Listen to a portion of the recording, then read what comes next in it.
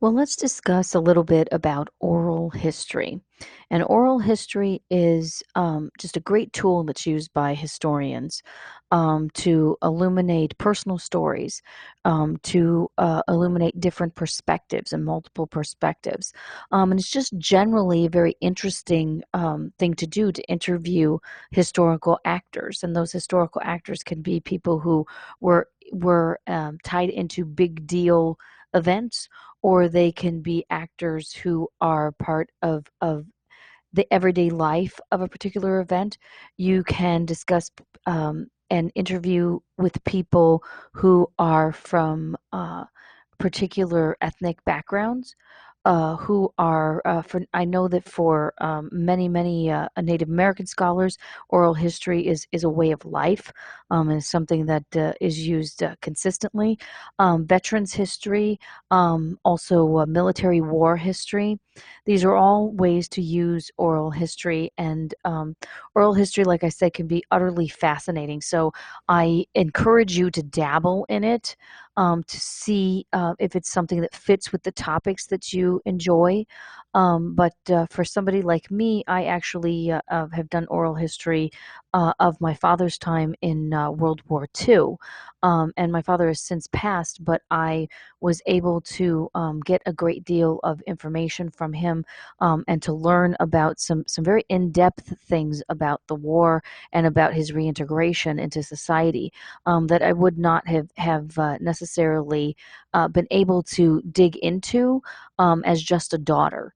That I was able to know a great deal of how oral history works, what questions to ask, how to treat him in an interview, and to get a great deal of information, and some very personal information and anecdotes that I might not have been able to get just by having a conversation with him, because I really knew how to dig and to interview him. So oral history can be utterly fascinating, and if you don't even get the chance to use your interviews, you'll find yourself not only obviously for the better, more knowledgeable about a topic, but you'll find yourself, if you begin teaching, to actually use a lot of the information that you've gotten, and intersperse it into your lectures and whatnot, or to use anecdotes that you have learned from your interviewees. So I highly recommend it as a technique to illuminate very particular stories. But there are pros and cons to using oral history as a form of sources, and of primary sources. Let's start with some of the cons. The confusion of a person, of an interviewee, not necessarily just because of age, but also just because of some people really just don't have good memories, right? And they tend to not remember things, or they become very confused and very frustrated by not being able to remember something. So you want to recognize the fact that if you would do oral history, you'd interview people, that you would necessarily run across people who weren't really good at giving you the facts, and the perspective that you were hoping that they could give you. So that's something to think about. You may actually still be able to use their interview, but you're going to have to do a lot more fact checking, and a lot more looking into whether you can evaluate the source, the interview, properly. Distorted oral histories are something that I'm more concerned about when I would do one, as opposed to confusion. When you're talking to someone who wants to distort the past on purpose, particularly, that's something that you have to look out for.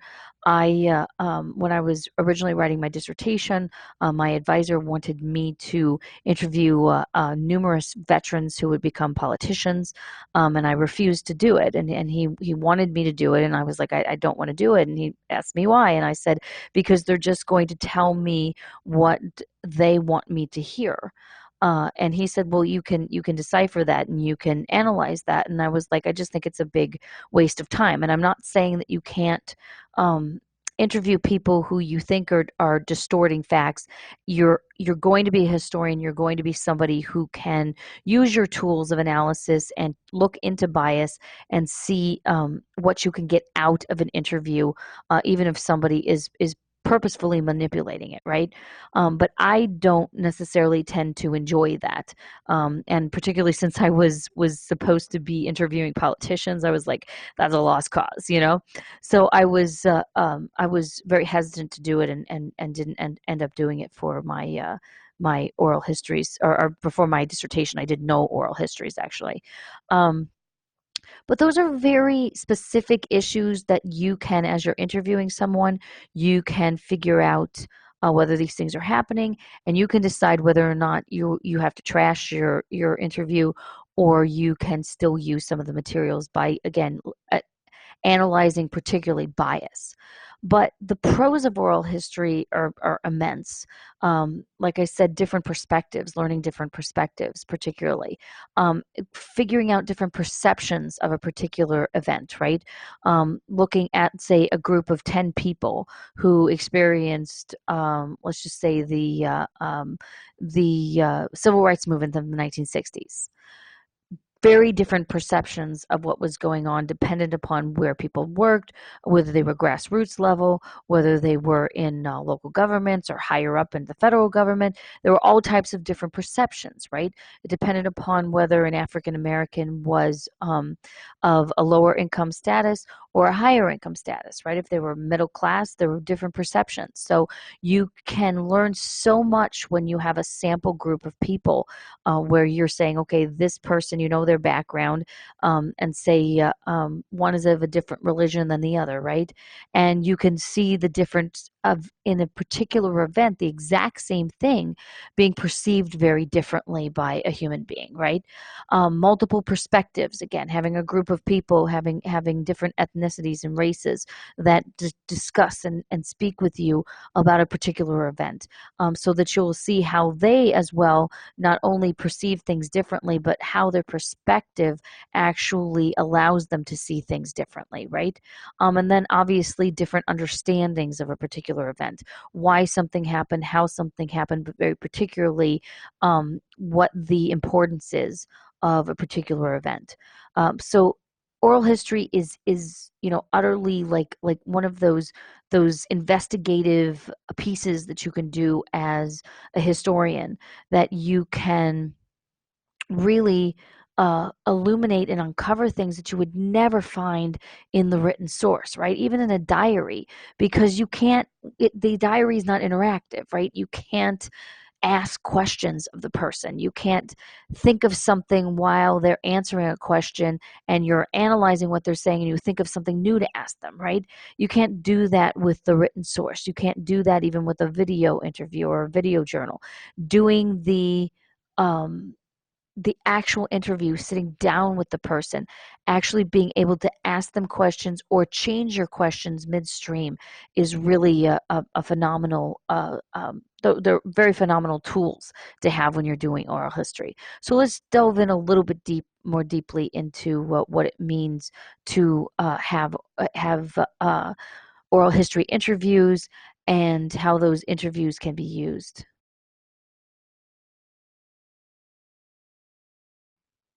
So, how to conduct an oral history interview, right?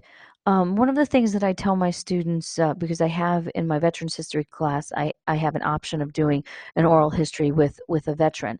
I always tell my students to be respectful of the person that they're interviewing, and to not ask them very specific questions, like for veterans, like how many people have you killed? You know, it's a very disrespectful question to ask. You're not going to necessarily get an answer to start with, but on top of that, it's just you don't ask that. It's very uh, it can be very offensive. Number one, to ask that, but also you can kick someone's PTSD in by asking something like that. You want to be respectful of the person that you are conducting the oral history interview with, and you want to make sure that you're making it as comfortable of a situation for them as possible. Okay. You also want to watch that you're not leading your subject through questions, and leading them to give you the answers that you want. You don't want to talk about being respectful. You don't want to intimidate them. You also don't want to be intimidated by them. If you find yourself conducting an oral history interview and you feel intimidated by the person that you are discussing these issues with, um, it's it's not going to be a good interview. It's not going to be something that you can use. Ways to stop your subject from intimidating you would be to show your own authority as a historian, because in that particular interview, you're the person who has the control. You've come to this person to discuss a very particular issue, and of course, they're doing it out of the kindness of their hearts to talk with you, but they shouldn't have the right to turn the tables on the interview, right? So you have to make sure that they aren't intimidating you, and if they are, that you find out very quickly to turn the tables, to be the authority in the room as opposed to making them the authority, right? They may know the topic and they clearly have the background, and they're the person who walked through the event, but you're the person who's the expert who's going to be analyzing the material. So you should do the interviews with confidence. Um, Make sure that when you're doing the oral history interview, when you get there, you already have a set of questions, but you want to not just jump into asking questions. I always tell students to start out with, in my veterans history course, I've been learning about so many different eras of veterans history, and really have been looking at how difficult it's been for all veterans to reintegrate, just some differently than others. Um, what were some of your experiences when you came back from the war? See, very, very natural, very respectful, and very much like a conversation. So try to let any conversation that you have develop very naturally, right? Already have your questions set, but make sure that you aren't just jumping into them, and that you're not sticking with them too. Make sure that you ask them all, but that you're letting things flow a little bit more organically. Uh, Make sure that you maintain decorum uh, when you are um, looking at them and recognizing that they're becoming emotional, whether it's happy or sad or whatever.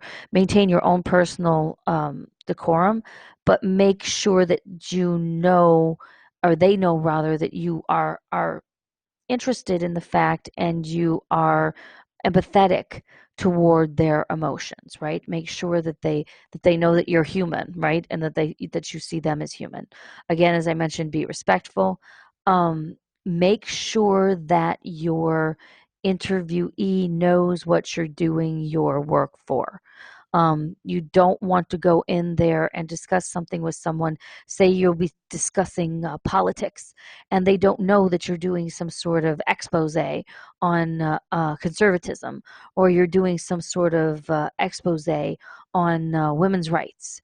And they really need to know what it is that you're going to be using their words for, so they don't feel like you have boxed them into a corner to be supporting something or not supporting something that they feel very strongly about, right? So make sure they know what you're going to be doing with the interview, that they know, oh, it's for a paper, it's for a journal article I'm writing, or I'd like to talk with you about these things because I think I could understand a certain area of history better, and I may never use this, but I'd really like to talk to you about it, right? So make sure they know the purpose, and then also you have to get permission, for you to publish their story. Okay, you can let certain people be anonymous, but as you become um, more of a professional, certainly when you're doing a master's thesis or a dissertation, and then after you've completed those and you're writing journal articles and you're writing monographs, you have very specific contracts at that point that you have to fill out, and to have your interviewee sign. But I always say the anonymity thing works too, and tell people that you absolutely will allow them to be anonymous, and that you just want their information of their story. You don't want to put them out there for all the world to see. Okay, so let's we have a little bit more to talk about oral history in the next slide.